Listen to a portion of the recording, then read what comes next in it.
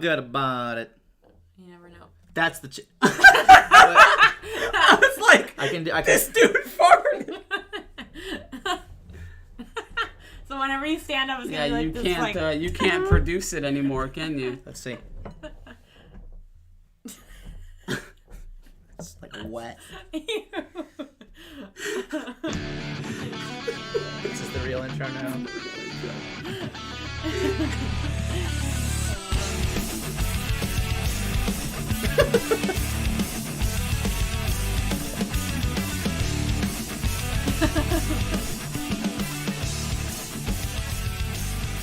Alright.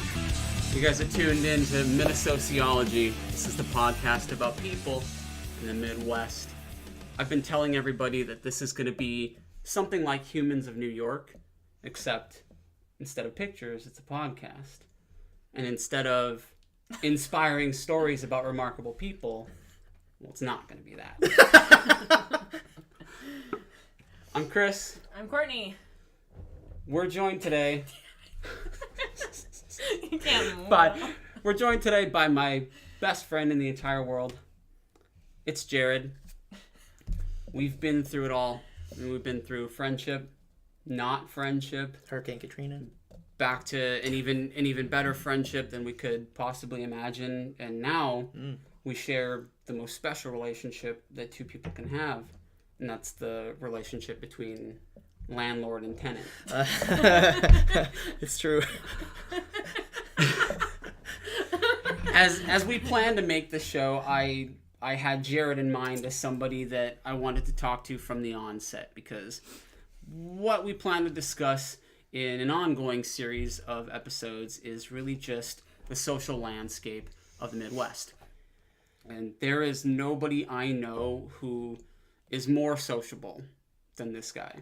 I consider Jared to be an absolute social paragon, and there's so much I admire about his ability to connect with people and to do so genuinely. So I wanted to have Jared on to talk about his life, his music, the landscape of making music in the Midwest, and his role in my life and Courtney's as well. So why don't you tell us and them a little bit about your life here in the Midwest? My life in the Midwest. Anything specific? Or should I just kind of go? You grew up here. I did. Tell me all about it. Starting at birth, I was born in Golden Valley. I didn't know that. Yeah, I was born in Golden Valley. For some reason, I imagined White Bear Lake. Yeah, no. no. I don't know why. Yeah, no. Born in Golden Valley, and then lived in Plymouth, Minnesota for the first almost 12 years of my life or so, in a house on Windermere Curve, and it was the coolest house because we had metal roofing and siding. This isn't the same house that I'm thinking of, like, near West Medicine Lake, is it? No, that's where my mom lives. Yeah. No, this is when my mom and dad were still together. Okay. We were on this cool hill. We would ride our bikes down the hill at like top speed, and I hit my neighbor on my bike once. That was fun. She's okay now. She bikes in uptown traffic. She's fine. What happened to Mary? But yeah, grew up in Plymouth for the first number of years of my life, and attended was at a high school, or not? Sorry, was at a high school? Was at an elementary school, and the first 2 years of middle school, or first year of middle school actually. But it's funny him calling me a social paragon because I did not make friends well. I was picked on really hardcore for years and years and years, and I didn't really have a whole lot of friends who I really connected with. I had similar people in elementary school. There was Dexter and Aria, and God, who else did I have kind of regular friendships with? I guess I can't even really remember that much now, and I don't stay in contact with those people. But I met my other best friend, Nick Scholl. You've met Nick a number of times. Just the nicest individual in the world. Love the guy to death. We met in the 3rd grade, and he and I hit it off, and we'd spend every fucking weekend together, and we'd play video games. And he had this this love seat, Yeah, he had this love seat in his basement, and he and I were small enough to like both kind of fit on this thing. And actually, I guess it was just kind of a big rocking, like one of those big rocking chairs, like like a lazy boy. You guys would just cram in on it. Yeah, except we were both small, and this was before I got fat. So, yeah, and we would just sit and play video games and watch like the Brady Bunch and horror movies, and just we hung out like every single weekend, and. Yeah, he and I just connected well, and he was always really nice to me. And it's funny because I've gone back and I've apologized to him several times, but I was actually kind of mean to him for.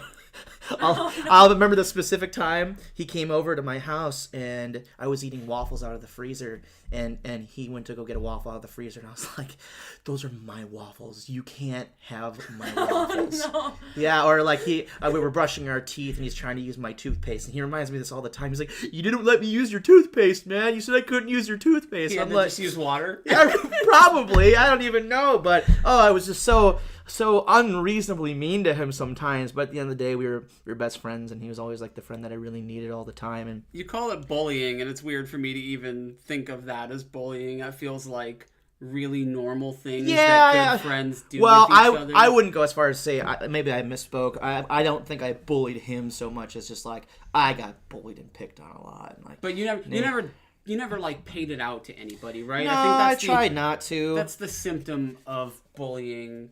At least these days it is. You get bullied and you become a bully. Yeah. That's never happened to me. I think like in my later years, it turned into I got picked on, and it was like even worse. Like I got physically threatened a lot, and like that was the time you were like 14, 15. This is more middle school. Oh, okay. Yeah, more middle school age, because kids in elementary school, I don't know. Maybe it's a psychological thing for kids that age, but using like the concept of using violence against another kid, just I don't know that. And there's just so much more supervision in elementary school that like when are you going to beat up another kid, right? I don't even know. But in middle school, it was just like you had time to walk between your locker to different classes, and so yeah, there's teachers in the hallways kind of, but they can't monitor 500 kids all at the same time, and so it was scary because you're walking around the halls, and all it takes is. Oh man, I'll never forget this one kid. His name was Quentin. Oh, no. If you're out there, man. If you're out there, I really actually hope you're doing well with your life. No, sincerely. Like I think back to people that picked on me back then, and like every once in a while, I'll just be like, man, if I could go back in time, I would just still try to be nice to them. I can't help but think of the Happy Gilmore scene where he goes back and calls all the people he's picked on, and he calls up Steve Buscemi. Yep. He's laying there in bed. He's putting his lipstick on. He's got his list of people he's gonna kill.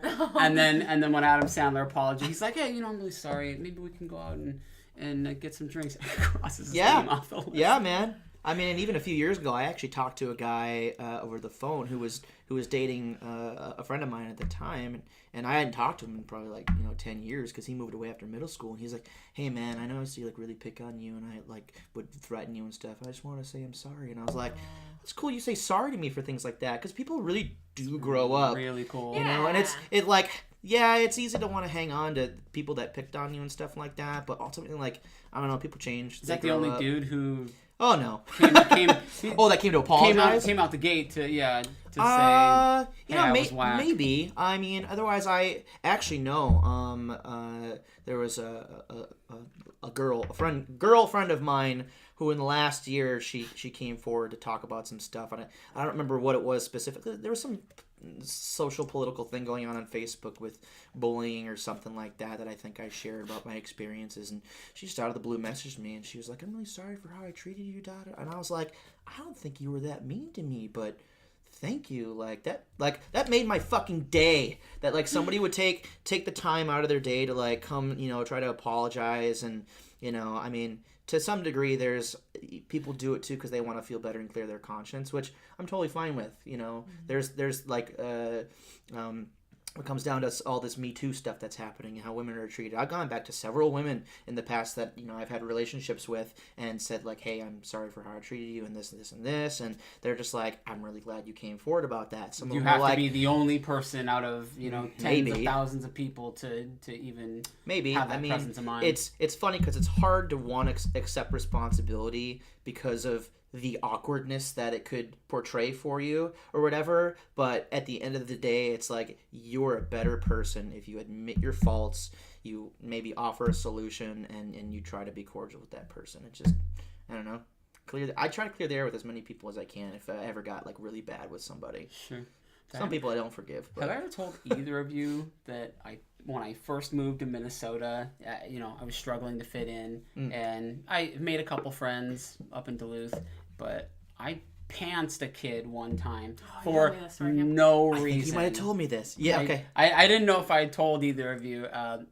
We're at the bus stop. This kid's name was Will. Pantsed him in front of a bunch of people. Like, who knows why? It's so uncharacteristic of me to ever do something like that.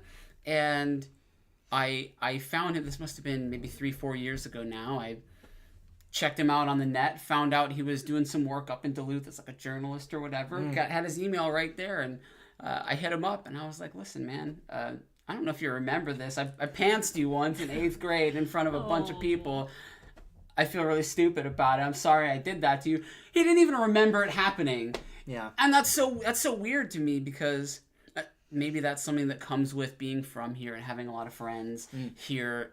For me, it is really easy to just categorize and recall like every single really weird interaction that I had with another person, just because my social circles were never very big. But getting back to you, of course, my biggest observation and most ongoing observation is just the scope of your circle of acquaintances and people you know. And so talk a little bit more about like White Bear Lake, getting into the high school years, and meeting her and meeting all these other people to the point where you and I can't go anywhere together without you running into somebody from an extension of one of those groups. Yeah. I'm gonna call Eva at this one. That's the girl from the coffee shop I was telling this about. If you're watching this, I was telling her earlier about how we'll be driving down the road. You can't even get out of the fucking car. You know that guy? We're driving, and he's like, "Hey, right there, I know them." And he rolls down the window. Hey. Well, we'll even share the story of the time we ran into Courtney before you were dating.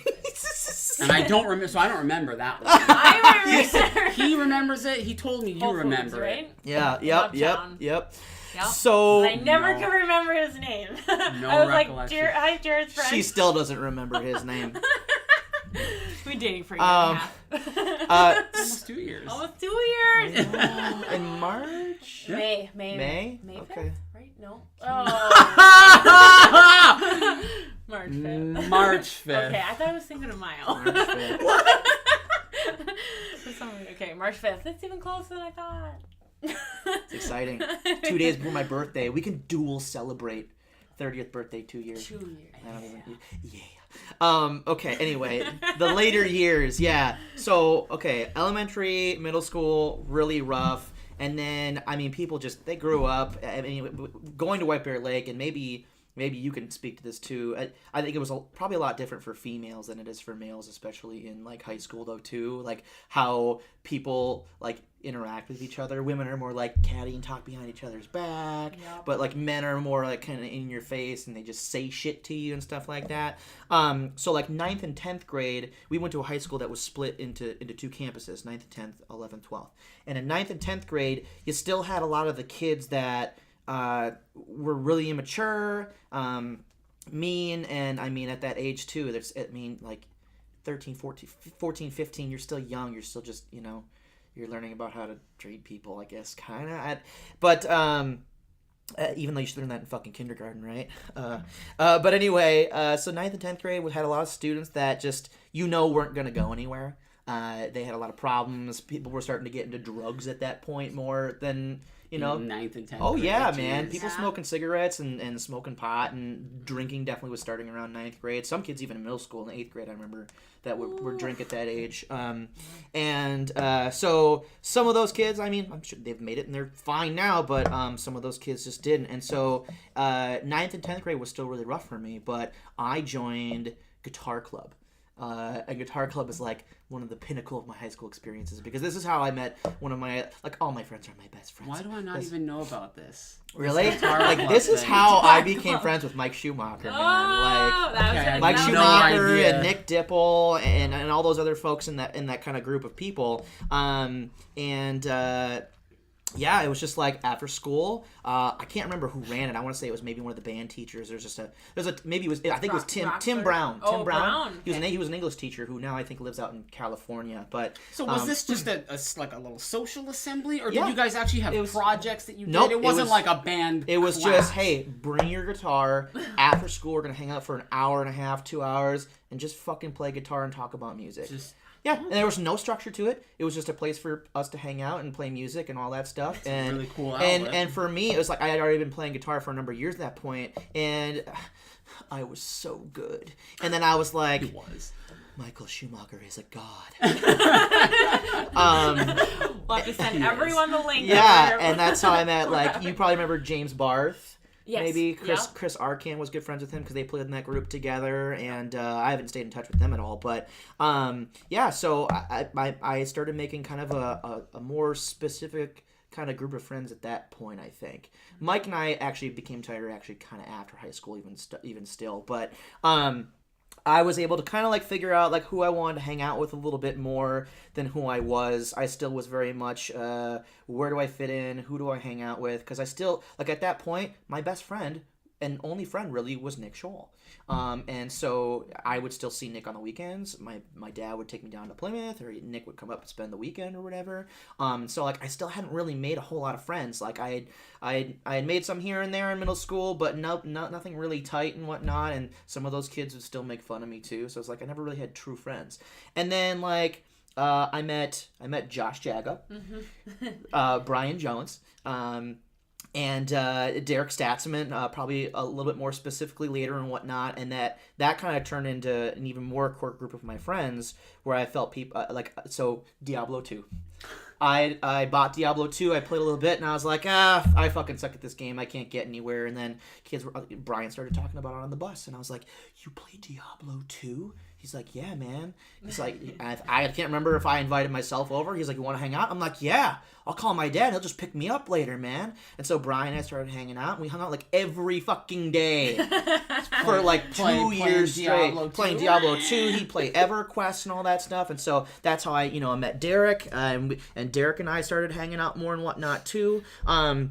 And so I finally kind of found people that were interested in the same things I was, and it felt so much better. And then 11th and 12th grade rolls around, and all the dipshits from 9th and 10th grade are gone because they're all going to the alternative high school because they weren't doing well, And I can imagine they had all these probably home problems and things they had to work through and Sure. But so we used to call it assholes last chance. But now that I'm older and you look back, you're like, you want children to succeed, right?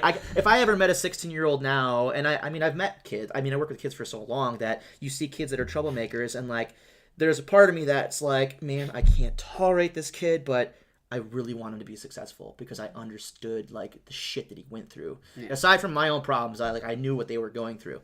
But yeah, 11th and 12th grade, just really solidified that group of friends. Made even some more friends because people were just nice. And if people started to make fun of you in high school, you either did two things. You either were just able to brush it off way better, or you'd be like, are you making fun of me? And you were the latter, right? Where you were a little mystified a little bit of both, honestly. It kind of depended, I think, on who it was. I can't really remember specific things. There's only maybe a couple times in 11th and 12th grade that I ever really had problems with anybody. Because at that point, I was Jewish Jared. You were. I'd be like, Jewish Jared! I was the one Jewish kid in school aside from the other Jewish kid in school whose name I don't even fucking know, okay? But it didn't start with J, so you didn't have that alliteration. Exactly. Going, Yep. Lost his identity. And so, it did, yeah, we had, the cliques in high school, but not really. I mean, so I hung out with people in the hallways, whether they were the popular kids, the sporty people. What clique was she in? Well, she was a year younger than me, and so where did you hang out? Did you hang out the big foyer theater area at South? Where'd you hang out? Where'd you hang out? Out in the hallway, just by our lockers. Well, but I was in theater and I was in choir, so I was that kind of. Yeah. Okay. Yeah. So I mean, we probably had some similar friends, and you were friends with Josh by that point, I think, and whatnot too. So Courtney and I definitely had known each other by then, but I think we also hung out a little bit more probably after high school. I think so. Yep. Yep. And but yeah, so yeah, you just brush things off, but you could hang out with anybody. And I mean, I feel like I've kind of strayed from the story. What you're asking me just kind of about the later years and what specifically? Well, what it ties into is just my observation of you now Yeah. as an adult, right? Because even at 25 years old, you already were at the point where you're the only person I know who could talk to anybody, anywhere, anytime. Whether you were bombing or not, you could hang in on any attempt to connect with people. Yeah. And that is why I think you're exemplary. In a sea of Minnesotans who almost fear somebody they don't know, trying to get a little bit more intimately connected with them, like I've never seen you get discouraged to the point where you just were like, fuck it, I'm not gonna try to talk to this person. Like you always give it your best. And if that person receives it well, then you make a friend. Yeah. And if they don't receive it well, then you don't worry about it. I kind of move on with my life pretty quickly. Doesn't change your habit. But getting to that point, obviously you had to go through a lot first. I did. But you at this point in your life, you've got the personality of somebody who's from New York, Los Angeles. I'm not your standard Minnesota. You're not. You would fit right in a place like Boston, or any giant city in California, where people are absolutely upfront all the time about their intentions, their feelings. People don't fuck around out there, and out here, it's, in my observation, living many other places before here, it just seems like you can't. People are so subversive here, to the point where if you meet somebody with directness, it terrifies them. And I've been bothered by that. And as much as I want to say, I've resolved this year to not judge people or whatever, at the same time, I still want to explore why this happens and why it happens as often as it does here. But in particular, I'm curious about your endeavors as a music maker. Yeah. Right? Because through all this time, you've stuck to your guns. You've worked really hard to make inroads for yourself and for your band. And something that always sticks out in my mind, and I think I may be throwing people under the bus here a little bit. I'm going to do it anyway. But I always got upset when you would put so much effort into promoting your acquaintances' bands and that sort of thing. You'd show up to their shows and stuff like that, and these people weren't doing the same thing for you.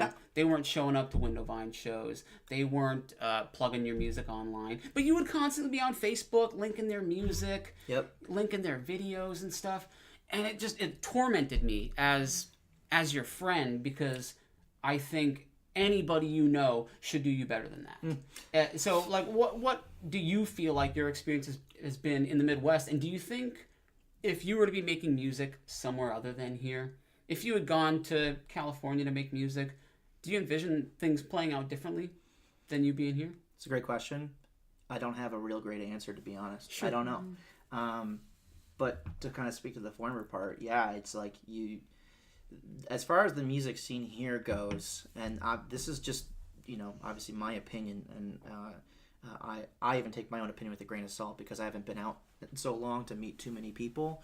But it almost feels like it kind of depends on the type of music that you're trying to create that attracts the specific people that you're going to end up working with.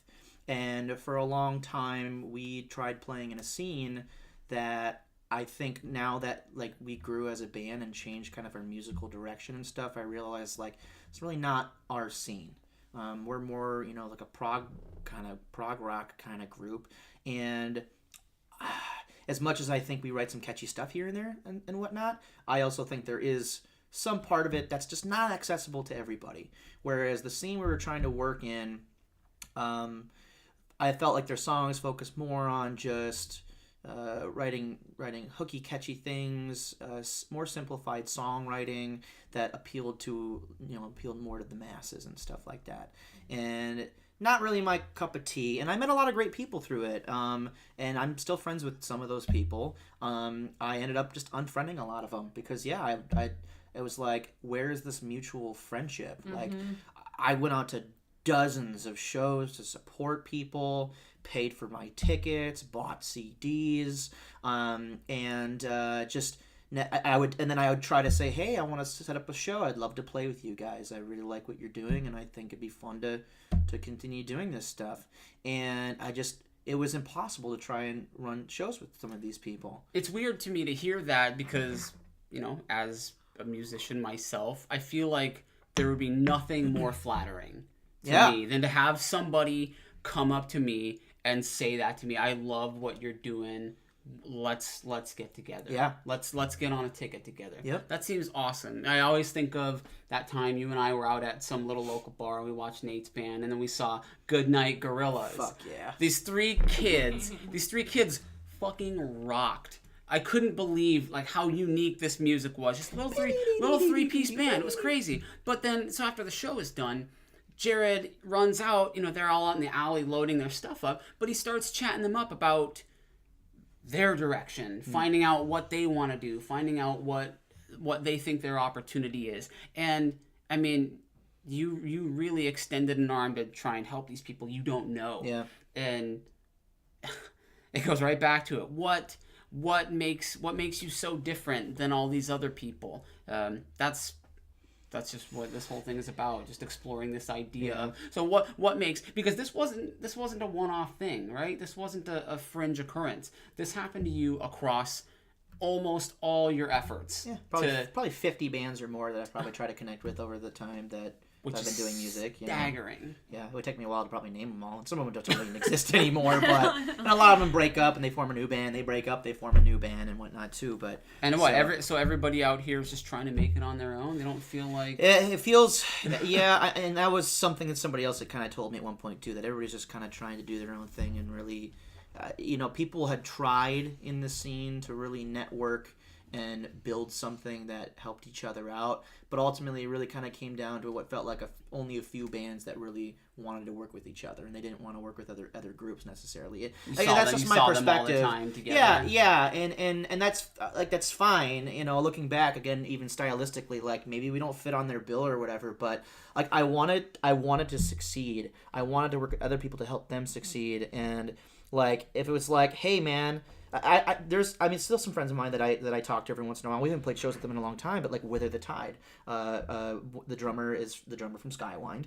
Awesome. Their front guy, Jeremy, awesome dude. He and I will talk off and on every once in a while just about interesting things in music, and he's one of those guys that I could probably go to and be like, hey, do you want to set up a show? And he'd be like, yep, let's do it. And we played 2 or 3 different shows with them. We went on flyers together. We did promotions together, and we actually worked together to try and create kind of something. And while there's bands that do that, there's only a few bands I really had the opportunity to really do that with, because so many bands seem like they're just really in it for themselves. Another problem with the local scene is just that when you're trying to grow an audience, it's people show up to go see the one band that their friends invited them to go see, and so how do you capture those people? And so it's we want the 10 o'clock time slot. Well, we want the 11 o'clock. Well, we don't want a headline because this. Well, we don't want this. Da, da, da, da, da. It's all right, well, here's all these obstacles with creating a successful show. What are the solutions to it? How do we make this better than what it is? Instead of just, you want to play the 10 o'clock time slot before all your friends, the band's friends leave to try and get their attention. One, that doesn't really build your fans anyway. Two, doesn't really build your fans anyway. That's how many times have you gone up to a show because friends invited you, and then another band comes on, and you're just kind of whatever, right? Mm-hmm. But we stay. We're the types. And I stay off we're the more types often who do than that, not, and too. You do too. I've done that too, because it's I want to support local musicians as often as I can, and it got to a point where I was just I'm kind of just sick of going out to some of these shows because it's just there's so much fakeness that gets portrayed by people. Mm-hmm. And while on the outside they might seem super nice, but I see through it. I see it through it real quickly now. I can tell if I go off to meet somebody, my friend Danny Fromm, go on Spotify and look up Danny Fromm. Danny Fromm is an amazing acoustic guitar player, and I will go hang out with him and watch his shows any day because he is the realest person. He doesn't just talk shit to you about my music and he's just yeah, and then this, and this, and what do you want to talk about? And there's this mutual exchange of information that that's what I want. I went out to a show a couple weeks ago, and I saw a guy at a show that I hadn't seen in like 2 years, but he's in a local band. He'll remain nameless. And I said, hey, and he said, hey, really quickly. And then just like, I tried to kind of have a conversation. He just cut it off and ended it. And I was like, and this is why I don't go see your band. Because you don't even want to have a relationship, you know, and maybe that's petty of me. I don't know, but you know, if you want to succeed in music, like people now with the internet and social media and all this stuff, like they want to be friends with, you know, like that's what engagement. The fact that I can message a band that has 100,000 likes on Facebook, and sometimes they'll reply to you. Yeah. It feels awesome. I am going to continue listening to your band, but if you're going to be fake and not actually want to talk to me, I have no interest. Just none. You might even make good music, but it just makes me that much... Now that I've met you, and I realize that this is the kind of person you are, I'm just like, yeah, I kind of don't care about your art anymore. Yep. I just don't care. It might be good, but I tried to make a connection with you, and you just threw it out the window. And that sucks. And so I was like, fuck this music scene. I'm not doing this anymore. Like, if we're going to go play with bands, we're going to play with bands that actually want to have a real relationship with us to do these kinds of things. So, sure.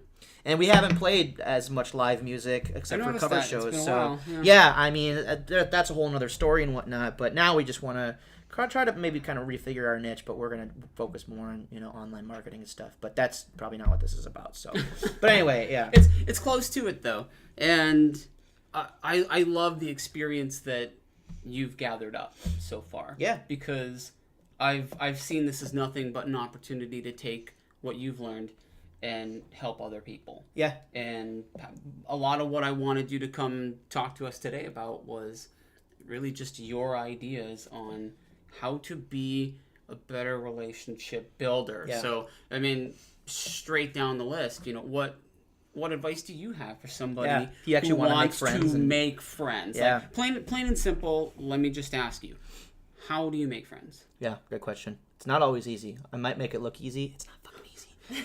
He makes it look easy. He makes it look good. I mean, the older you get, it's definitely different because obviously people get married and have lives and kids, and I gotta take my dog out. But I think now that I'm older,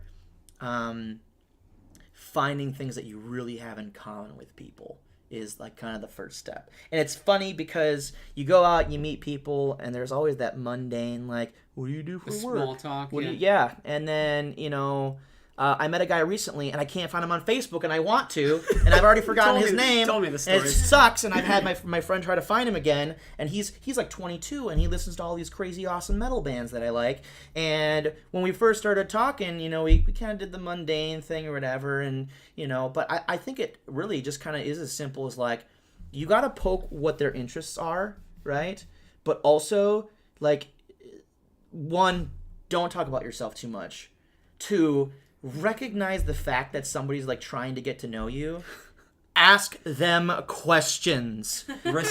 Reciprocate. My God, I can't tell you how many people I've met, and that's like, if you don't want to be friends, that's fine. I don't need your reciprocity. But if you're trying to make friends, you need to tell that person that, like, hey, I'm also interested in what you have to say. It's like a bad fucking first date.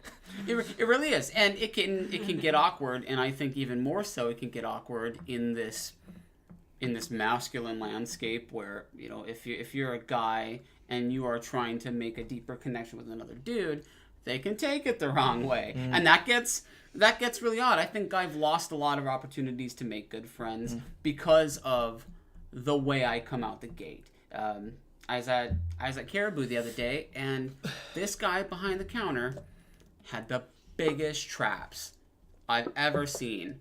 And of course, I'm impressed, right? Yeah. I'm like, this dude rules. I don't care that he's, stood behind the counter making coffee. This guy's into something I'm into. And older dude, just really friendly looking guy. But I walk up, and I say, man, your traps are huge. And you know what he said back to me? He goes, oh, sorry. Like, what? And I said, I appreciated him. I immediately, I put it right back on him. I said, no, don't. Why are you saying sorry to me? It's awesome. I think it's great. And he goes, well, not a lot of people feel like that. But so here he is now focusing on the negativity of Sorry. He's focusing on the negativity of his experiences and maybe some stigma that comes along with this guy being as buff as he was. But then it became a barrier, right? Because in any other situation, I feel like there was nobody behind me in line. That was an opportunity to start talking about fitness. Yeah. And you know what? Fair enough. If he's not interested in making fitness friends, God, that is something I want to do so bad. So, but I couldn't help but think of you after it happened. I was like, what the heck would Jared have done in that situation? Because you're really good about responding to somebody's apprehension with just like a joke and diffusing it. You are unbelievable at like diffusing tension, like she said. Exactly. I've seen you do it so many times, and whether you think you're great at it or not, like it's unbelievable. Sometimes it backfires. Well, so you said the whole traps things. Like honestly, I've been growing a beard now, and I cannot grow a mustache. It's the one part of my butt, the second part of my butt, and the third part of my body that never went through puberty.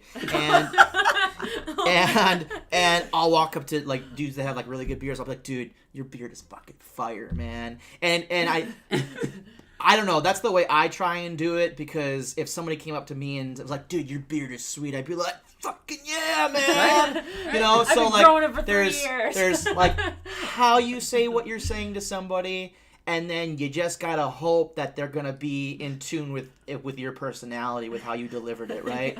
So you can, I mean, this guy probably, you know, hey, my name's Tony. Oh, sorry. Like, probably... but he wasn't a lunk. Like he's working in customer service. He had a great personality, with the exception of that one thing he said. Like he had he was exuding, you know, this confidence. He felt good about himself. So it's really weird to sling a compliment at him like that and have it just be met with sort of a stone wall of apprehension. Yeah. It wasn't positive at all. I don't expect the guy to thank me, but I don't... Part of the other thing, too, I think is, as much as I hate it sometimes, is like where you are when you say things to people. You know, like, I mean, if you're at a bar and you see a guy with traps, he's likely going to be more like, you know, yeah, I'll talk about my traps a little bit. This guy was working there or something. Yeah. So, I don't know. I mean, people that told me, like, you shouldn't ask people out that are working. Psh, whatever. That girl's wrong. Yeah. We talked about it. We met in the middle somewhere. It's okay. But as far as, like, yeah, if somebody, like, I could understand, like, I'm working, so, like, but the last thing I expect is somebody to, like, try and start a friendship with me. But at the same time, like, if you work in customer service,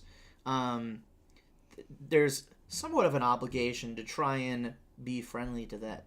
You know, approachable. Yeah, approachable. Like if you're not approachable and you work in customer service, you're in the wrong line of work. So, by no means do I think people are obligated to reciprocate and be your friend, obviously. But Sure. But it can be frustrating. Like you say something really nice to them, really complimentary, and then it just backfires, and you're like, how did you just take a compliment like the wrong way? How does that happen? And why does that happen? I felt like I needed to take my clothes off and be like, no, like, look, I'm buff too. Like, don't worry. Like, maybe he just saw me and was like, oh, this little tiny scrawny guy. It's like, no, like, I work out. That's why I say something in the first place. I don't know if there's really a true method to hitting it off with somebody or not. I mean, there's some people I look at right away, and you know, don't judge a book by its cover, but you can by the insert. Some Put that people bookmark in. I swear to God, yeah, man. So some people I'm like, yeah, they don't look approachable. You know, they just don't look like they would really, you know. And yeah, you can read body language to some degree, but some people seem like they're out there and they're, you know, ready to just, you know, talk to somebody or, you know, whatever. If you walk up to somebody, you know, I don't know. Alcohol helps, I guess, but I don't. In making a friendship with somebody, I don't ever want a substance to be the catalyst. Thank you. Sure. Be the catalyst to begin our friendship. I worry about that too. Because they're not always going to be like that. They're No. always going to be dry. I mean, how often have you met some dude, man? Oh, I'm so glad we connect. Dude, let's talk and hang out sometime. The next day you wake up, I'm not fucking hanging out with that guy. Yeah, like, And they probably are thinking the same Yeah. thing. Or the opposite happens. You're like, you know what? That person was interesting, and then they don't get back to you because they are the one that feels that way. Yeah. Oh no, I was drunk. I'm not going to hang yeah, out. I'm still determined to find that one dude because he's like, dude, he said to me, dude, if you want to go to a show sometime, I'm like, yeah, I want, like, we're talking about like going to see like Pliny or some shit. And I was like, yeah, I want to go. Marco went and saw Pliny, right? I think so. And now Dream Theater's coming to town too, and I kind of want to go see that too. If you go, I'll go. Let's go. Just like that. If you go, I go. Just is that ludicrous? I don't. Okay. Okay, let me ask you now. Yeah, there you go. You go, I go. Let me ask you now. How do you keep friends? And this is something that you go first, and I have some interjections to make as a default. But how do you keep friends? What advice do you have for people about keeping friends? Because you not only have met an impressive number of people, but you maintain your connections with them. Yeah. I've seen you actively reach out to somebody and say, "Hey, I haven't seen you for a while. How are you? Let's go get a meal or something." Like, you're really good at this maintenance, but what advice do you have for somebody who feels like, "Hey, I seem to be losing a lot more friends than I gain"? Yeah. I mean, one, obviously, it's like people have lives, I guess, and people separate and go different ways to some varying degree. But I mean, if you really care about those friendships, it's like you make a point to have conversations as often as you can. Like, I don't know. That's kind of a weird question because like the people I hang out with, I see on a regular basis multiple times a month, and Sure. those relationships are easy to maintain. There's some people I strictly talk to online. I talk to you mostly online these days because you kind of live further away from me. You both work. You got multiple dogs and stuff like that, and I'm working a whole bunch. And my weekends are busy doing shit. You start your day a little bit later. Yeah, than we yeah, do, all that yeah. stuff. Sometimes I start at like 10 or 11 o'clock. Yeah. Sometimes I work till 7 or 8. And so I don't know. I mean, online relationships and cultivation, it can go really a long way. I mean, obviously with social media, it's like you don't want to just like, oh, that's my fake friend on social media. I've gone through my social media and just deleted people that I never talk to. What's the point of having somebody on your Facebook that you literally never talk to? And I want to talk to you about. He helped me with that. I wanted to talk to you about toxic relationships and useless relationships, right? And that was my interjection. Was you at one point you were actually really bad about. Really bad. About timing when you were ready to let go of somebody who you really didn't need in your orbit, or that person actually was, quite harmful to be in your orbit. It's gotten a lot easier, but you've come around. I don't. Let's not admire The Purge or whatever. People make jokes about it. Oh, it's spring cleaning. I gotta, and people brag about it, right? They go online and say, "Oh yeah, I just removed 250 friends. Hope you made the cut." It's kind of petty. Don't do that. Just like you don't need to tell people that you just cut people out of your life. No, have I done that? Have I? No, you have not. No, no. But I hope I haven't. But maintain the quality of your life, right? And do it with pride. But you don't have to air that laundry out to people. If you're the kind of person that has to tell people you're cutting people out of your life, I almost want to cut you out of my life. Let's talk about making friends on the job. Oh. You are really good about making friends on the job. I have talked about this a lot with Courtney. I struggle at work, of course, because I am part of an aged workforce of mostly people who are in their mid-50s. Yeah. Some older, some younger. And the ones who are younger, typically I end up hitting it off with. But I think some people genuinely struggle with making real connections with people they work with. Yeah. Because personally, I don't think working with somebody is a strong enough connection to be like a really good friend. I think it has to go beyond that, to the stuff you were talking about, to real connections and common interests outside of what you do. Yeah. I think for starters, I've been really lucky with the jobs that I've had, where most people have been roughly around my age. Give or take 5 years, maybe 10 years older, but never like 10 years younger than me. I'll be 30 soon, so it's harder for me to make friends that are 20. I've had a couple, there's some people down at the coffee shop who are like 20 that work at the coffee shop, and we get along great. And I said, "Hey, you want to play Smash Brothers?" They'd be like, "Yeah, I want to play Smash Brothers." Boom, there you go. I mean, who doesn't like Smash Bros? Yeah, I've been lucky to work in, I mean, in the school district jobs that I had. It was always a lot of like college age students that were doing the work I had. Our supervisors were always older and stuff like that. But I think, and while I didn't hang out with my supervisors, I mean, because they really were of a different generation, uh, I was able to get along relatively well with people around my age, go out and do fun things, and because they wanted to explore, go do fun things, and have adventures. I hate that word. Me too. I want to go on an adventure. Do you? Do you? Swipe left. I ain't going on an adventure. Save it for our dating edition because yeah, oh okay. my gosh, we've got plenty to talk about there.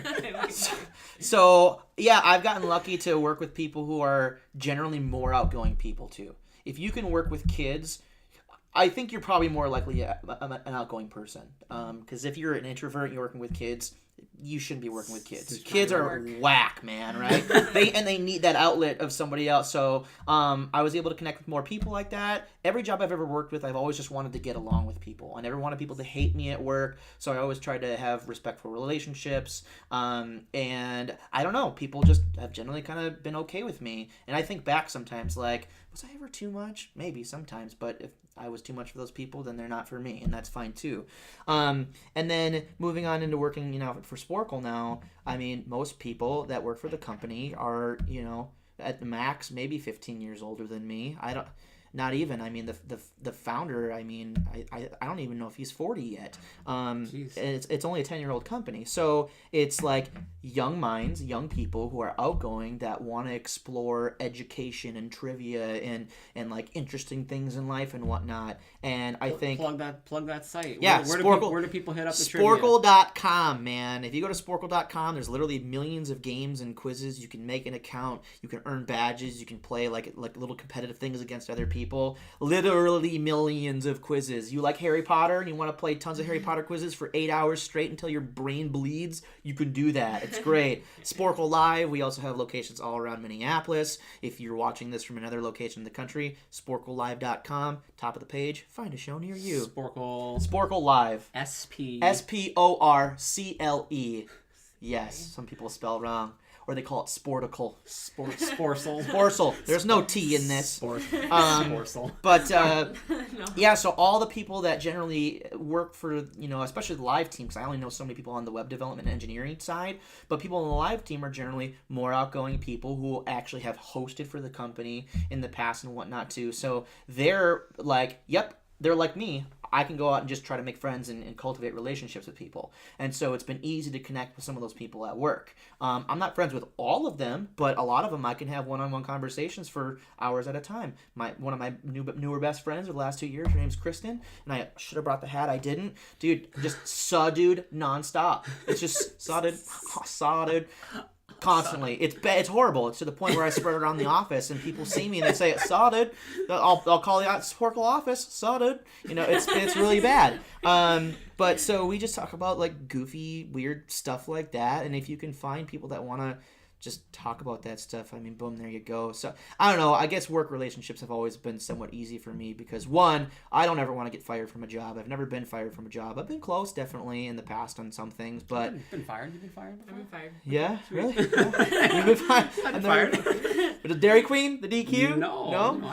I resigned from Dairy Queen proudly. Okay, I got fired from a telemarketing job. Really? Right after Dairy Queen. It was right after I moved to Duluth. Okay. It doesn't surprise me that you didn't get fired. That seems like I got close though. I slept past my start time one time. That wasn't good. just once, and that almost got you fired. Well, it was a couple of times. Okay. Anyway, and it was rightfully so. But and then I turned my act around. So, but as far as relationships, I've always felt it important that you get along with people at work. There are some people that I've worked with that are very confrontational, and there's a difference between having a civil discussion about what your needs and wants are at work and confrontation about you having problems. Like, when I've had problems with my coworkers, I've always felt it relatively easy to say, Courtney, this makes me feel this way when you kind of do that. Like, can we come up with some solution together so that da-da-da-da-da. I think you know me well enough by now, too. How is that met? Because... Oh, by other people? Yeah. I feel like if I do that at work, I don't know if I get the kind of respect I'd be giving out. Sure. I don't care about your feelings, you know. I mean, feelings are important to some degree, especially at work. Like, you can't have a hostile work environment. It doesn't do anybody any good. I don't know, with the people I work with now, it's really easy. I have yet to get in a fight, a confrontation of any sort with anybody there, and I think they all know me well enough too that I'm not like generally an angry person about it. Let's take a time out real quick. Yeah. Because I want to talk about the only time somebody ever tried to get into a fight with you. Okay. And how baffling that was to me. Remember when we were out at the 90s one time, way back? Yeah, you remember the dude. Just a dude who belonged to a woman who was friends with another. It was I walk out of one room. We're having a great night. Everybody's dancing. Everybody's having a good time. I come out from the club room at the gay 90s, and there is a guy just in Jared's face, stood up in front of him, just fucking, doing that thing. He was big. And Jared sees me instantly, and he's like, Chris, this guy's trying to fight me. And like, in my mind, I was like, what? Like, what could Jared possibly have done to get somebody to try and fight him? Like, yeah, I'll tell you right now. Everybody was drinking. You really want to know the whole story? Everybody was drinking a little bit. I vaguely remember it. You complimented some girl. It was a friend of some girl, and he got a pretty harmless about thing. it. Yeah. But like, it was impossible for me to think that you could have actually done something that merited somebody fighting you. Yeah, no, it doesn't happen. If somebody, honestly, if somebody wants to like punch me, they have to be a way bigger douchebag than what I've been doing to them, because I avoid fighting at all costs. I think it's just the stupidest thing to get violent with somebody. I'm the kind of guy that walks by a table and says sorry if I bump the table. Mm-hmm. You know? Don't beat me up. Yeah, don't beat me up, table. Yeah. What? Yeah. Oh, I interrupted you. Just that's fine. What was I? You were just talking about work and how you maintain the So I just think quo. it's like if I really need something, I just say like, hey, this is what I need. This is how I feel. Can you meet me halfway on this? Do you stay friends with people who like leave your work orbit or other? To some varying degree. If you meet somebody in a context and then they leave that context, do you manage to keep connections with them? Sometimes, not all of them, but sometimes yes. So there's a few people that from White Bear Lake that I used to work with that I still have some contact with and whatnot. Actually, like parents of kids I used to work with more than coworkers, which is kind of the funny thing. But yeah, I mean, there's been some people that work for Sporkle that have left Sporkle, and I still maintain some kind of relationship with them. It's not necessarily super deep or anything like that, but I'm happy to say that if I message them at any time, we could talk about some stuff and have some things in common, and yeah, so it's not all the time. It just kind of depends on what their overall personality was, and if I was really kind of friends with them to begin with, I guess too. But sure.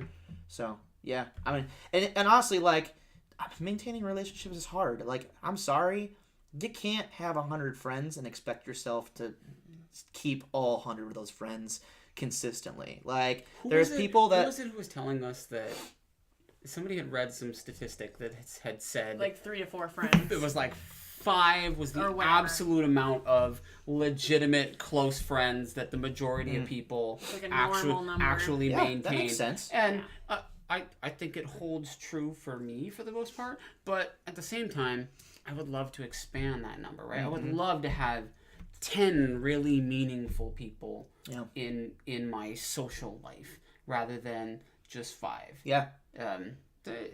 I was surprised to hear that number. Just maybe it placated me a little bit. Sure. It made me think that I'm not doing too bad for myself, but it doesn't fall in line with what my goals are. Yeah. I mean, I'll use I guess as an example of just maintaining a relationship that somebody I don't see very often, but that I care deeply about. It's my friend Amanda, who you've met, who lives out in Hugo. And so, like, if I'm gonna go see her, I gotta drive like 40 minutes to go see her now. I'm nowhere near as close. She's got kids. I think she's seeing somebody now, and she works like 3 different jobs, and so it's hard. So we get together once a month, 2 months, and grab lunch. and we hang out for an hour, and that's enough. But you keep it regular. That's cool. Yeah, but like we text each other about things, and she's been trying to kind of start her own business, and so she's asked my opinion on some things here and there of stuff, and I think maintaining a relationship with somebody long term just comes down to I don't know, like, are your paths gonna continue going in similar directions or not? And you start to notice whether or not that is the truth with people. Like I'm trying to think of people that I'm no longer friends with that I used to be like really close to, and it's just like we just don't hang out anymore because they started doing this stuff, and it just really doesn't align with what I'm trying to do. And maybe that sounds kind of petty, like, oh, we don't have the same professional goals. But I mean, that's kind of true. Like, if your goal is you just want to work at, McDonald's your whole life, I mean, so you don't have any aspirations or goals. Well, I kind of do. And so I want to be able to have more intellectual conversation. And if you're just going to work at McDonald's, like, the room I feel like for intellectual conversation, professionally speaking, just, I don't know. There's nothing wrong with working at McDonald's. Nothing wrong with that. Be completely clear, but it's just not going to align with my interests at that point. So I don't know. I mean, I think of my friend Kevin. Kevin and I get together like once every 6 months, and I love seeing him. We hang out, we play video games, and we talk a little bit online. He's one of those guys that like I hold deep in my heart. It's like, God, I love that dude. He's fucking great. I just don't see him that often. It's just how it works, because I think it's probably similar for him, where he's got his core group of people that he just really makes time for. And when we're ready to make time for each other, it's not a problem. It's just, sometimes you just do or don't go out of your way to make specific time for people. I don't know. But we have music interests, so we do chat online, and we share things like Windowvine and his band Redshift, prog rock fucking metal Minneapolis. But yeah, and then there's like his bandmates. I get along with his bandmates, but I don't feel deeply connected to them, and I think I'm friends with them on Facebook, but I barely talk to them, But when I see them in public, we can hang out and have a really good time. But then afterward, So I don't know. I guess it's true. Like, what is a friend versus an acquaintance versus, somebody that you see sticking around for a long term? I don't know. Mm-hmm. You make time for the people that really, I guess, hit close to your heart more than others. Some people do. Yeah, some people do. Some people don't. You guys ready to hit these treats right here? Yeah, kind of. I keep catching a whiff of my brownies. So let's talk about. I don't want to talk about me anymore. Let's talk. Well, you're gonna have to. Sorry, We'll take a quick break and talk about this. These are from Vegan East, White Bear Lake. These are legitimate full vegan brownies. She's got cookie dough cupcake. A cookie dough cupcake. What? What was this bullshit? No, I'm just kidding. Because Chris loves the brownies, so he wanted you to try. I'm not a vegan. Are you? You're not. Are you vegan? I eat vegan when I can. I think that's like my aspiration as vegan, because. Are you vegetarian right now? Or are you eating meat? Flexitarian. Yeah. A flexitarian. I eat it when I'm out. It doesn't taste like. What? Yeah. So that's the reaction that I want people to see. Because you're sitting there going, no, this is some Betty Crocker shit. Like, this is eggs, bag of brown powder in my oven at home. Doesn't it taste that good? Yeah. Because, I mean, there's plenty of, like, alternative recipes and stuff for vegans and stuff, but it just never hits home. This is legit. This cupcake's legit. I knew you would take a bite of it and go, what? He knows me well, and that's why we're friends. You feel like you're getting hoodwinked, though. It's like, is this a lie? How good this is? You can find them online at veganeast.com. I think they're on Twitter, at veganeast. Check them out. Go to Minneapolis. It's on Lyndale Avenue. Go to White Bear Lake. It's off 61. Get yourself snacks. The White Bear Lake location, I don't know about the other one, but did you know they serve food there? Mm-hmm. I didn't see it before. Like quiche and stuff, right? They had a sign today, and it was for all vegan chili and chips, and they had sandwiches, and I was like, you know what? Actually sounds really interesting. I will. The first person that sends it to me, I'll pay you $5 if you call their number 612-213 3020 and say, I can't believe it's not butter. And it isn't. They swear by it.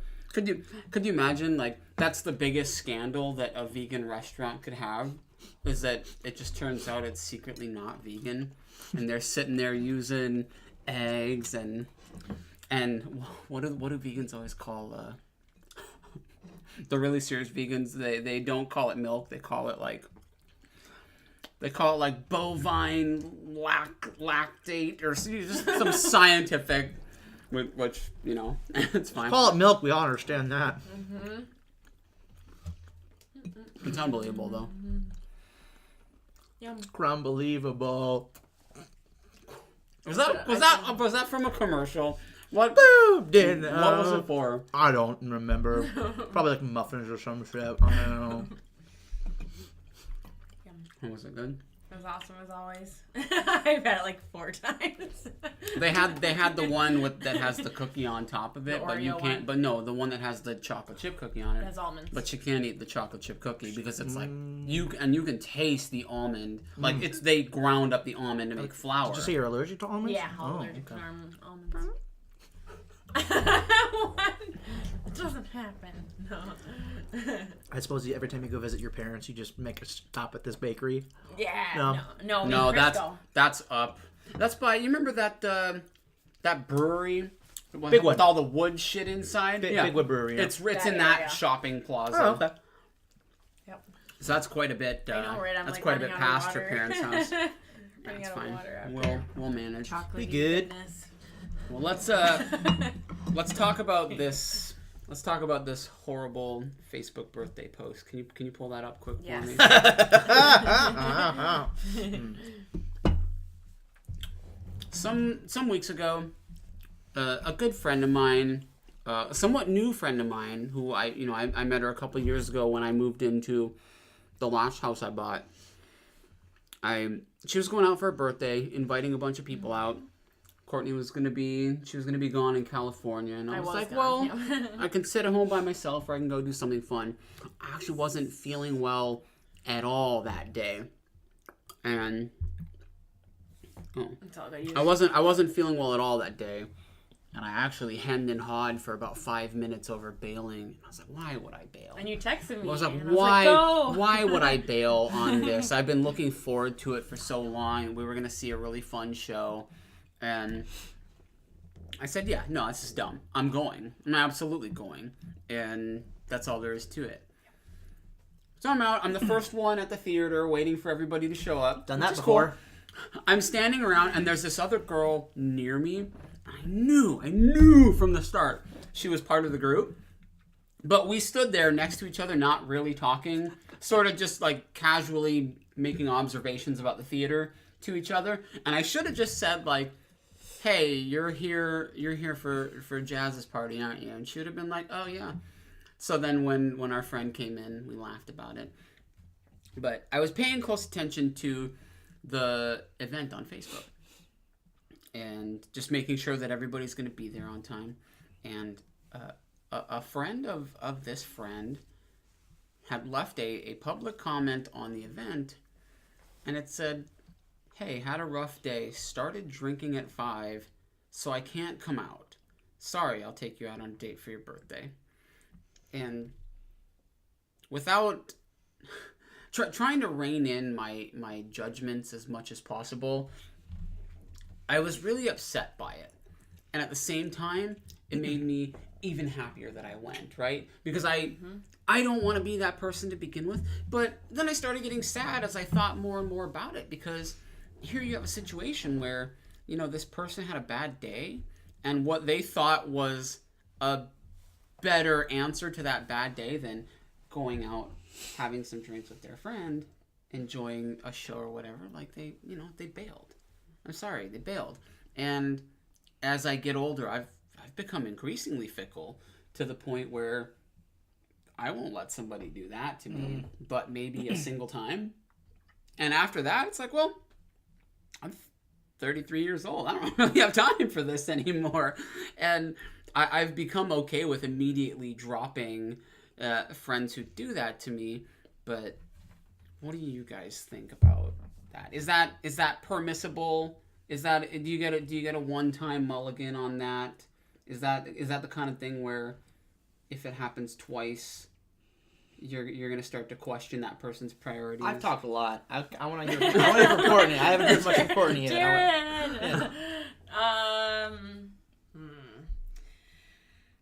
I feel like I hosted a party a couple months ago, and the people that showed up I was really excited about, but then there was like this huge, the people that didn't show up, it really hurt me.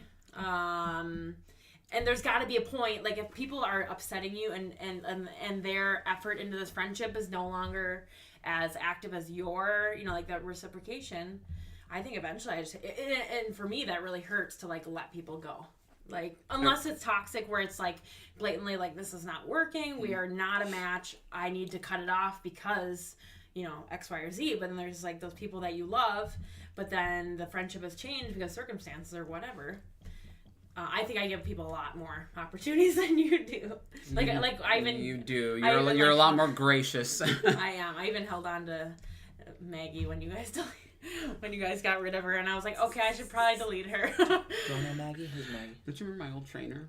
His trainer. Did I ever tell you how that whole thing like it just totally blew apart? Yeah. You gonna keep this in?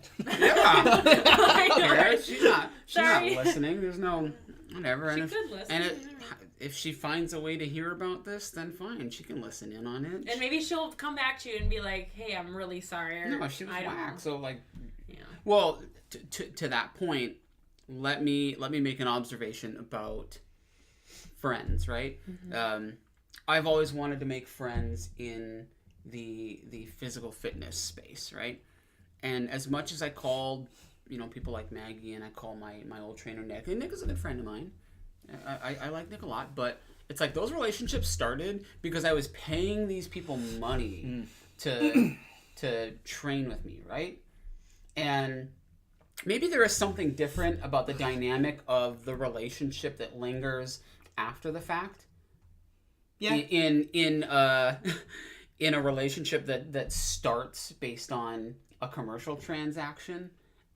I don't know if I'm imagining that, but that's. No, man, I would love to be friends with my old therapist. I just can't do it. Yeah. But no, in this situation, dude, like, we still worked out with her. Maddie and I, we continuously tried to link up and work out with her. And then, so we're two people, right? And she's one. Mm-hmm. And we thought it was fair that she come out, near where we are. So then we both drive out. And out of nowhere, it went from like every time we linked up, no matter what the arrangement was, it was cool, to this one time, just all of a sudden, she was, well, why do I have to drive out there? I always go out there, and I'm in Plymouth tonight, and I have to drive even further. And it was like, okay. And what was awesome was Maddie just putting her foot down. And she goes, you're being whack, all right? We're not dealing with that. This can be done. And then she tried to just immediately throw it in our faces like, oh, well, then you guys are bad friends because... And we went, no. No, we're not bad friends. On the flip side, we've been really gracious, and we've always been around to listen because this girl was frequently having woes. And we came to find out after the fact that she lied about a bunch of things. That she was telling us that she was banned from gyms and shit like that. And we found out she was not banned from any of these. It was really weird. But... Sounds almost sociopathic. Yeah. Oh, without a doubt. It was pretty unusual. But that was it for me, right? It only took one instance of getting a text like that. And I was like, no, I refuse to have you tell me that I am being a bad friend when I have continuously been the shoulder. And I'll do that to all my friends. Yeah. But I'm at the point where I'm confident and happy enough with myself where I can say, how dare you?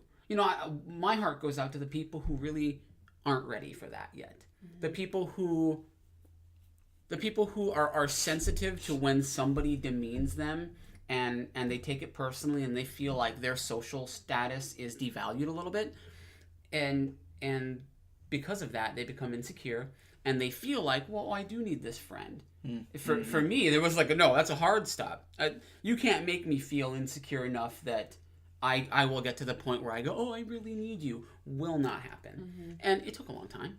Maybe that happens as you get older, but I mean, if anybody's tuning in and you're feeling like that, I promise you, you'll get to a point where you'll just go, yeah, I am more than good enough without somebody treating me like that.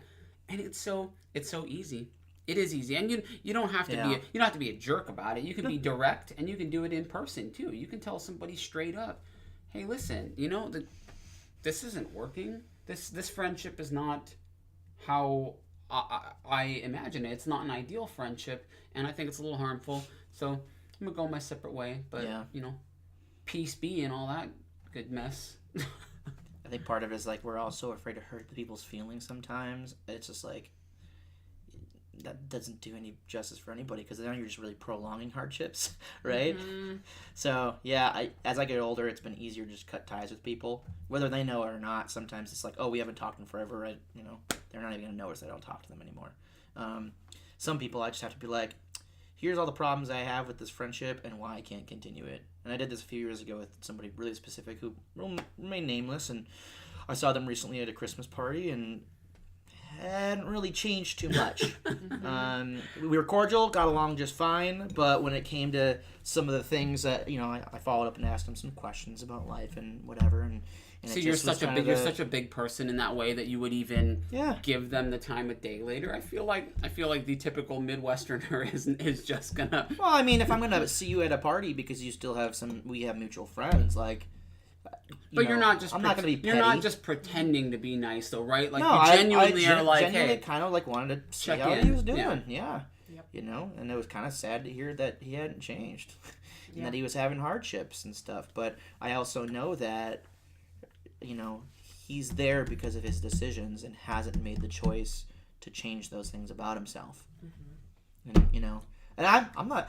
I've got tons of faults of mine where I do things like that too, but when it comes to friendships, I mean, I think I probably spill a lot to you that I would never say on here, but you're always super supportive and all that stuff, and I try to be aware of things that would really get you fed up. and I don't know, that's a concern of mine. Like, is he ever gonna get fed up with me? No, for real. Like, the one time I ever got mad at this guy was when he called volleyball not a sport. I was trolling so bad too. Pissed off. I was like, "Fuck you! It's not a sport." I can't believe how mad you got about that. And if that's the limit of how mad, but he goes, "It's not a sport if you can play it in swim trunks," and that is what got me. Like, I don't use the word triggered, and I don't get triggered, but holy hell was I triggered at that exact moment, because I thought he was being dead serious, because I am not socially advanced enough to tell when somebody is trolling me. I'm really bad at that. I'm poor at it to begin with, and for having known you for well over half my life, I still couldn't tell you were joking with me until you were like, "No, I'm screwing around with you." Mike Schumacher will attest to this. I can be a total dick on the internet. You meet in real life, oh, he's just a jokester, that guy. He's just the court jester. Now let's talk about the net. You brought this up a little bit earlier. Facebook as a platform for managing your relationships with your friends, and can it be used appropriately, and can it be used effectively to like really make relationships stick? Because at this point, I feel like it's really polarizing. I feel like a lot of people think that Facebook is a joke now, and it's not worth anybody's time, and it doesn't have that social value anymore. What do you think? And then what do you think also? You want to start? Okay. Every time I say something, it just goes into a fiery pit. No, it doesn't. I'm saying cut it out. I know, right? It can be used appropriately, and it can be used fashionably to maintain proper friendships with people. Is it covered with tons of political crap? Absolutely. Does that political crap make you want to divide yourself from people? Absolutely. But I mean, hell, if you understand how to use the features, like, I mean, if there's some things you just want to see, like, you can unfollow them, I guess. I typically have gotten to a point now where I unfriend more. Oh. Do you work out? Yeah, I do. Nice pecs, man. Oh, sorry. No disrespect to you, guy. But I unfriend people more than I unfollow them, just because I don't know if all you post is political stuff and we haven't talked about other content in a long time. All right, why are we friends on here? I guess, but I think. I don't know. Are you sharing interesting things on each other's walls? You know, I've got a group of friends who we haven't used the group effectively at all recently, but I got some friends who are really into writing. A friend of mine, Jose, who I don't see very often. I really should see him more often. He's having a party soon, and I have every intention of being there. As long as it wasn't today. This was that writing group you were talking about. Yeah, the writing writers who write. Yeah. And it was like a place people could kind of put in feedback and stuff like that. And, you know, off and on, I've talked to Jose about writing things. So we have those things in common. Is he a guy I want to see every weekend? And am I a guy he wants to see every weekend? Probably not. But we can still maintain a relationship over the internet that has value to it, because we share this common interest and whatnot. We share plenty of other interests. I bet if I spent more time with him, we probably could end up being better friends and hanging out more. It just, I don't know. I think he lives kind of far away. He's got a separate group of friends that I'm not completely in tune with all the time. You know, so there's that aspect of it too. I'm probably talking more than I need, but I mean, Facebook Messenger, amazing tool. I know you and I swear by it. My friend Alana, who lives out in Ohio, she's another trivia host, and she actually makes like jewelry, things like that. She knit me a scarf. I don't know if I sent you the scarf. I thank you for the scarf. And I started talking to her online one day about stuff that she made, and I ordered some stuff for my mom, and she made me a scarf, and we just got to talking other stuff. We talk about trivia. We share fun, stupid stories with each other, and every once in a while we FaceTime, and that's our relationship. She lives, 1,000 miles away, and that's how we maintain it. It works just fine. So, I don't know. And then there's plenty of people that pop up in my chat that I'm like, I don't really want to talk to you. I feel like you don't use your chat. You're great at using Facebook events for coordinating things, and I know you've been pretty excited about trying to get more parties hosted here and that sort of thing. But I never see you talking to your friends online. Like, I hardly see you texting people, really. Yeah. Yeah, or sometimes, like, what are we going to talk about? Or some friendships are like, maybe you need another friend to be the catalyst to help you maintain friendships with some of those people sometimes. So I don't know. It's just, every friendship is different, I guess. I don't know. There's people I connect with through that big rep Facebook group from time to time. This girl in Paris, France, who fucking rocks a guitar. I'll talk to her every once in a while, and I keep her around because we both like big rec. Sometimes we share interesting snippets of music. We don't talk once a month. We talk once every 3 months. Great. Good enough for me. So if she considers me a friend in that capacity, as I do, then great. That's success online right there. That's success, in my opinion.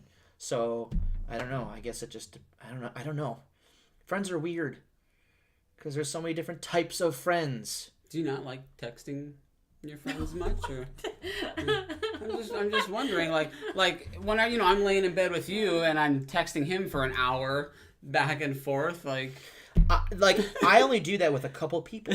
Like, I don't feel, no offense, I don't feel like I can sit on Facebook and talk to you for hours at a time.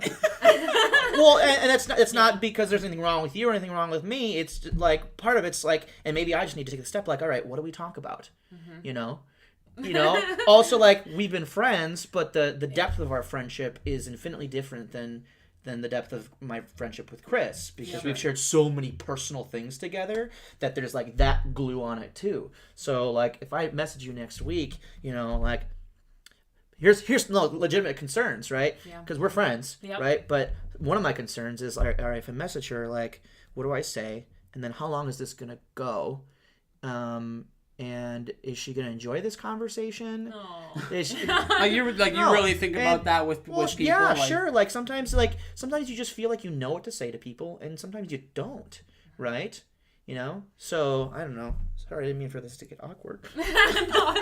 No, No, but like this, awkward. like part of the dynamic of our relationship is that I've always hung out with you kind of with other friends involved, and we always have a good time. Yep. You and I have hung out one-on-one a number of times, and we've had a good time, but I think, for whatever reason, I think it's easier for us to be in a group dynamic, too. Mm-hmm. So there's some friends that it's easier to be in a group and have exchanges of information, too, to have another person able to also throw in an opinion on something and spark something, right? We So have a lot of friends that we only see like at group things, don't we?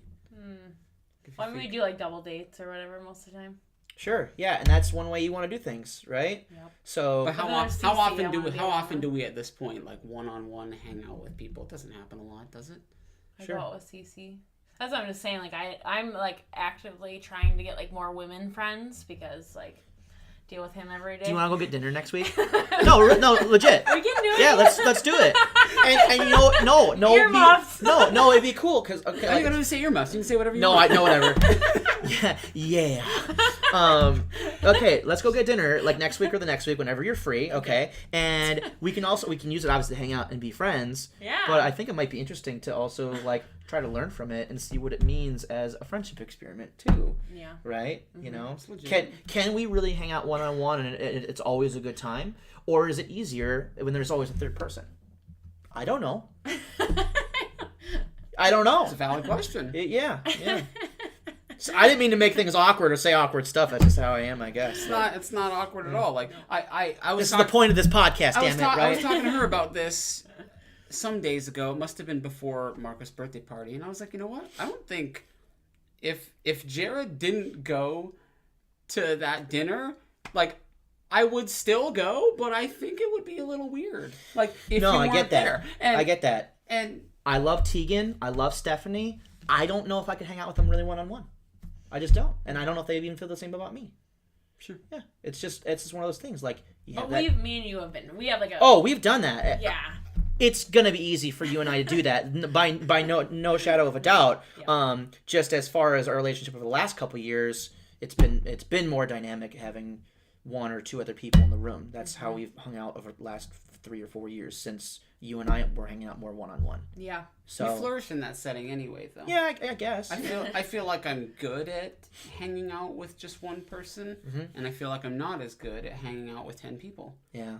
Even 5 people to me, it's like because look at what happened at Marco's dinner party. Like we sat there and talked with Mario and Nicole exclusively. I had I had who was sitting directly to my left? Was it Nick? Was it Nick? Well, you had Jared. Yeah, it was next to Nick. you, and, Nick I don't- was next to me. I Oh, don't it was think I you s- then Courtney. I don't think and I then said Nick, right? 2 words to Nick the entire really? night, but it was because we had just found a connection that we were gravitating to. Like the conversation was with the people in front of us, and I would occasionally peek over and listen in on what Mike and Marco were talking about, but it was like I subconsciously built a lane for myself, and we had a good time anyway. You know, it was a lot of fun to catch up with them too and see what they've been up to. But I wasn't like you, right? Like I wasn't dashing all over the place and making sure to spread the love everywhere. And I can do it, but I absolutely don't prefer to. Yeah. I definitely don't. Yeah. I don't know. The dynamic of friendships is interesting. I'm holding you to it. So now here's the thing.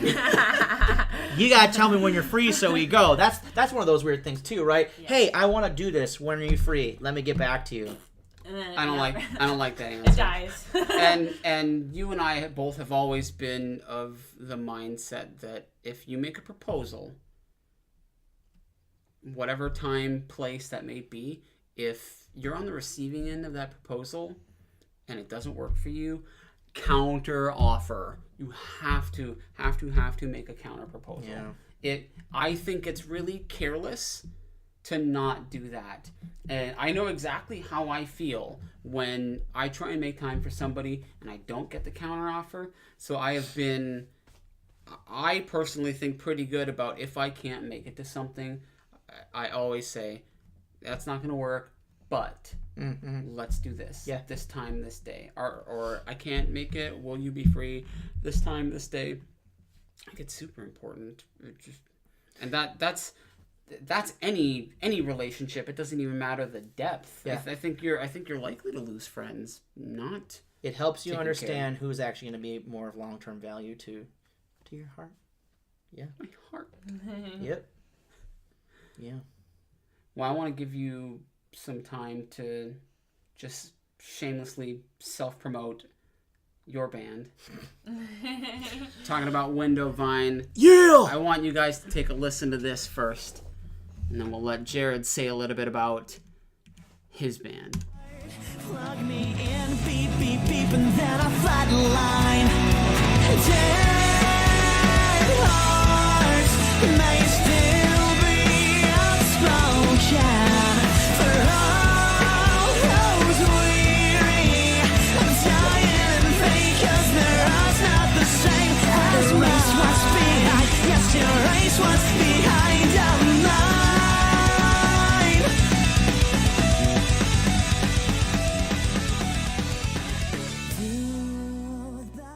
Where can they find you? Uh-oh. Where can they find us? You can go to facebook.com/Windowvine. You can go to soundcloud.com/Windowvine. You can even go to windowvine.com. You can go to youtube.com/Windowvine, I do believe it is. Tons of locations. We're all on Spotify and stuff like that too. Right now we're basically working toward putting up a series of different content pieces, like basically 4 different days a week. So right now we're throwing out riffs on Mondays. Marco's going to be starting doing drum sessions on Tuesdays. Maybe probably do some like throwback Thursdays here and there on some stuff. I've been doing Fro Fridays. So, I don't know. I got this huge fro going where I've been playing some stuff. So there's tons of music, new stuff that we're working on. We also write like our own arrangements on covers and stuff. So we've done Pokemon. We just did This Is Halloween, which it's always Halloween in my world. So feel free to check that out. Otherwise, we're actually working on the new Kingdom Hearts game is coming out soon. So we're working pretty intently right now to try and put together a few arrangements of some Kingdom Hearts tunes that I'm really excited about. But we're also trying to work on some new music to hopefully come out in 2019, either in an EP format or maybe just drop some singles. We're still trying to configure what we want to do specifically. But so prog rock, Minneapolis music, if you're into stuff like Incubus, Muse, Coheed and Cambria, Dream Theater, Periphery, Pliny, Animals as Leaders, stuff like that. Even more chill stuff like I just have a soft spot in my heart for 90s music and some good pop singers. Maroon 5's first album, I think it might be up your alley. It's kind of a dynamic collection, I guess, but Celine Dion.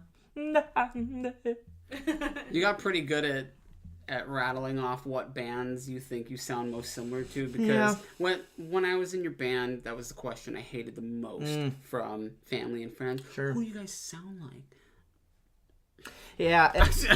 I personally dislike that question. It's a fair enough question. It's really funny because it's hard for any band to answer that question. And that's why I hate it, I think. Yeah, it really, really is. It's kind of a goofy concept, but... Anyway, this is the part of the show where we don't talk about the Vikings.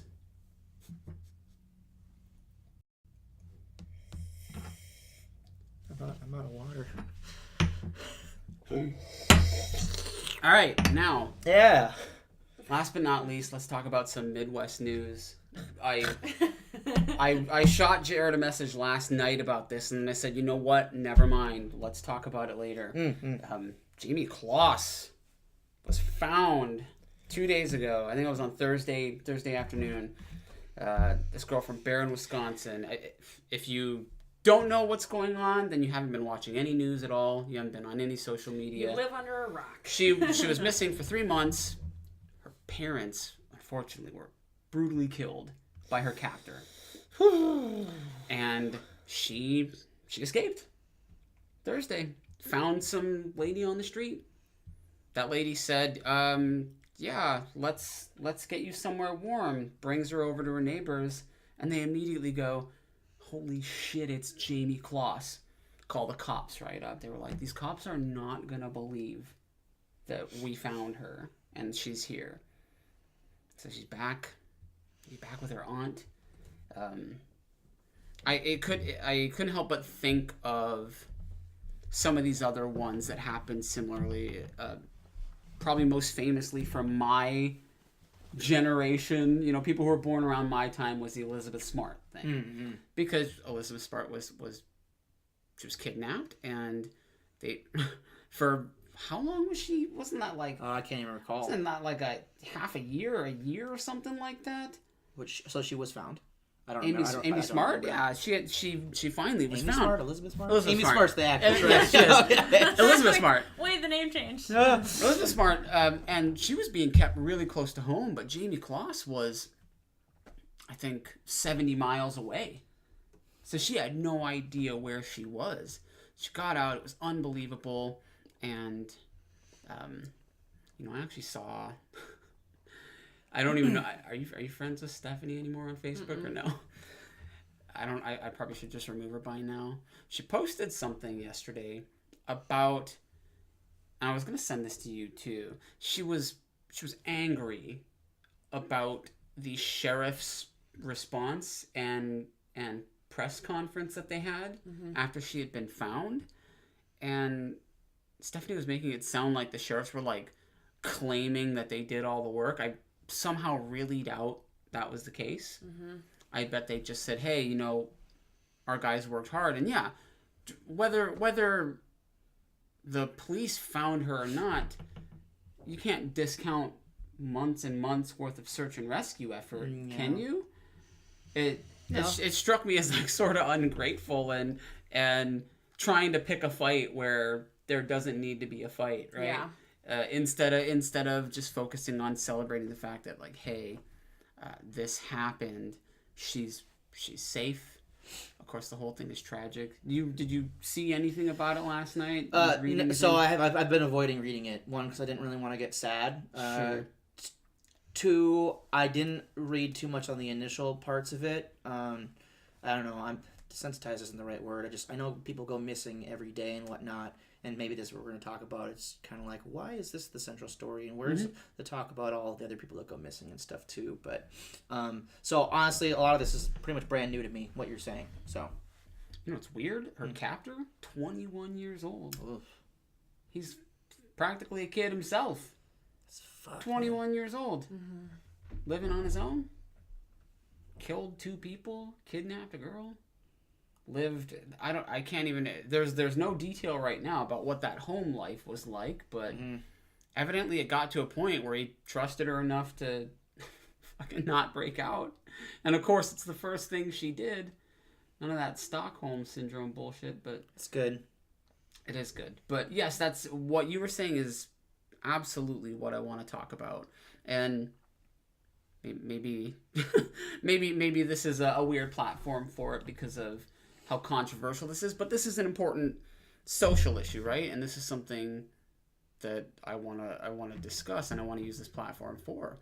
There is a long observed phenomenon, a social phenomenon called missing white woman syndrome. And missing white woman syndrome is this observed behavior by the media to really conflate and spend all their time and effort on highlighting stories of missing or kidnapped women who are generally white, generally attractive, and somewhat typically blonde-haired, blue-eyed.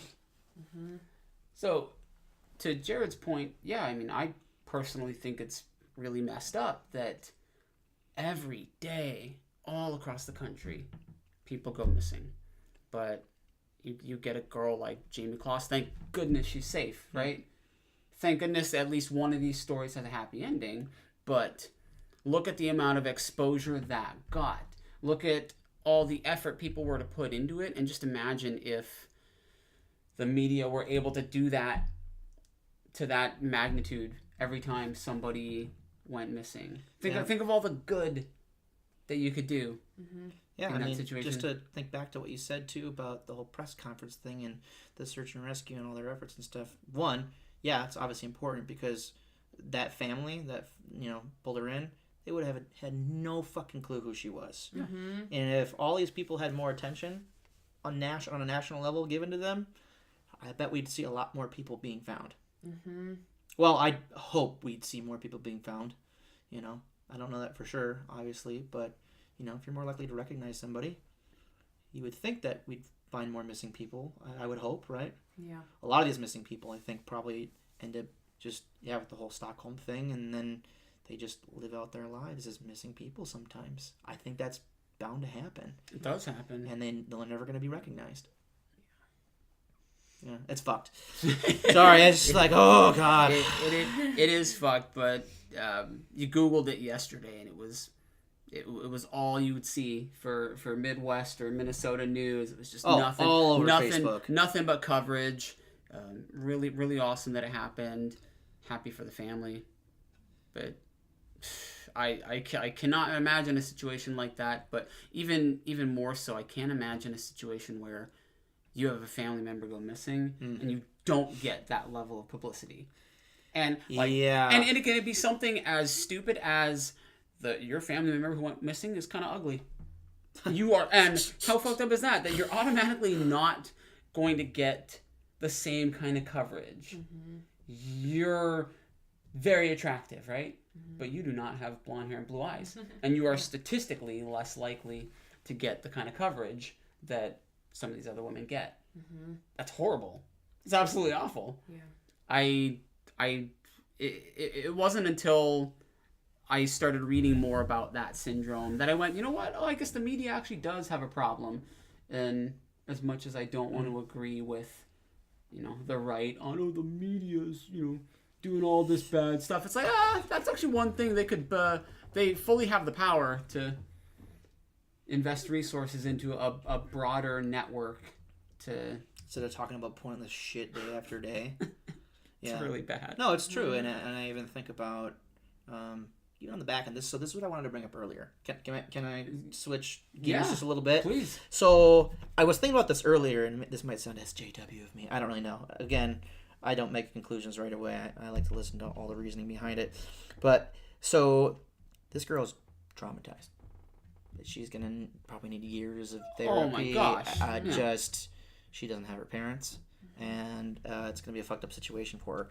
And one of my first thoughts, actually, it was while driving over here, was this girl is going to be probably forever recognized by people in some fashion, and how much that has to suck to be remembered as the girl who was kidnapped and was found. Mm-hmm. And I was thinking, like, it's good that we know people are found.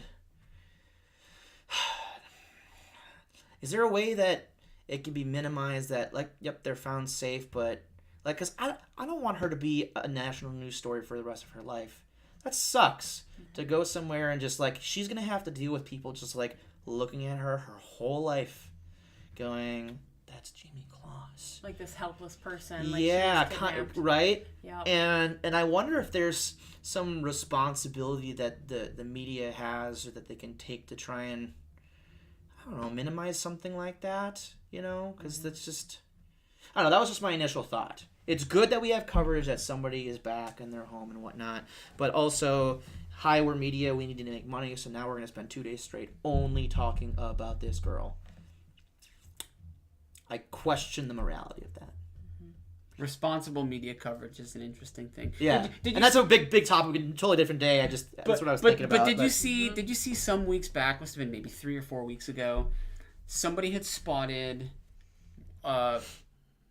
not pivotal but somewhat unimportant character from Fresh Prince of Bel-Air. Oh. And the dude is now working at a Whole Foods somewhere in California or whatever. And Fox News runs some story with like, oh, here's this guy from Fresh Prince of Bel-Air. This is what he's doing now. And they got just blasted for the irresponsible journalism of taking this guy who's just trying to mind his own business, right? And live his life out. And the most watched and most listened to media outlet somehow in the country is making light of this guy just trying to do his thing. It's like really fucked up. That's why paparazzi and fucking TMZ. I hate that group. I absolutely. Sorry, I can't stand TMZ. I think it's a giant joke, but. Sorry, what were you gonna say? Because you were going somewhere great. Money. No, just falling in line with your idea about what social responsibility does the media have. And then, so do we have social responsibility to, like, if we were to go to the mall and we see Jayme Closs there, like, we're responsible, right? To not be like, hey, holy shit, there she is. Yeah. Right? To just go, oh, we saw her. I saw Never mind. Not take everybody with y'all phones out, taking pictures of her. Can you imagine that? Yeah. Yeah, I mean, even like, so on Facebook, I saw so many of my friends share it that I was like, good, I'm glad she's found. And that was the end of it for me. And I don't know if that sounds insensitive or what. I'm glad a person has been found. That's good. Yeah. I don't need to put any more input in on that. And then I make you come on a podcast and then talk about it for 10 minutes. No, but I, sorry. That's like, oh, now I kind of feel like a hypocrite a little bit, but I think it's also the context in which we're talking. Are you guys holding hands? It's so cute. Sorry, they're not holding hands. Hold his hand. Just kidding. Her hands are warm right now. Are they? I was Jesus. kind of sweating on And them. her hands are freezing. Yeah. No, but what we're talking about, like, the responsibility of what you do. I mean, I could tell you right now, if I saw her at the mall, I'm probably not going to try to make a huge situation. Nah, just keep walking. Let them be. I might tell my friend, I'd be like, hey, man, like, the Jayme Closs over there, but, like, don't stare, don't make a big deal out of it. I'm not trying to alert fucking everybody that Jayme Closs is here. I mean, hell, how many times have we gone off to a restaurant and I'll be like, dude, check out that girl behind me. It's never like that, right? Talking about that one? Yeah. Right there? What's your name, Susan? With the striped shirt? So, yeah, I think there's just a level of, I don't know, just personal responsibility that you take, too, that you gotta understand that girl's gonna have years of stuff she's gonna have to deal with, and I can tell you, if I was in that situation, I'd want my family near me and my best friends, but I'd really want to be left the fuck alone. I bet that's probably what she's feeling. Well, you're probably triggered by every time someone's like, oh, yeah. you were kidnapped, and then it's like, boom, all these Can you imagine scary images. Imagine the media outlets now that are inquiring with her family. Oh. Who is her guardian now? Yeah. Is Her her grandpa aunt? or something? And can you imagine being inundated with the media inquiries? Oh, I'm sure they're sitting outside of her house. No. Yeah. If people will go to the house where Bird Box was filmed and take silly pictures of him Or like wearing Twilight. blindfold. Yes. I was talking about this with some. Was it you that was talking? We were talking about it at Marco's thing. Let's talk about Twilight. Okay. Yeah. Okay. They So made the city Mario into was a telling us that tourist this destination. what was it called? Forks. Washington. yeah. Forks. Forks. Yeah. And so I didn't know anything about this, right? So Forks, Washington. So it wasn't actually filmed there. That's just where it was No, it set. was. No, that's the thing. So if you read about it online, it wasn't filmed there. It was set there. Okay. Yeah. But Forks? now people are going to Forks, the place where the movie was set at, and just bombing this town that was trying to live their idyllic little 5,000 population lifestyle. We didn't have vampires before 2009 here in this town, and we still don't want them. You know what? Maybe just humans are terrible. Our society's awful, and this podcast ends because there's nothing else to talk about other than how terrible humans are. Oh my god. So sad. No. We want to make a difference, of course, and if there's anything people can take from this, I think it's just that we're aware of it. Keep it's trying. Awareness. People. There are other people out there going, oh, this is actually really hard. It's not easy to make valuable adult friends in the Midwest. And hey, if you're listening, man, send us a message. If you've got questions, you got something you want us to talk about, hit us up at friends@Minnesociology.com, and you guys can find us on Twitter at Minnesociology. You got anything else you want to say, man? No, this is your show, man. What about you, love? Anything else? Make eye contact and smile. Do that. All right, we'll see you guys next time, man. Peace.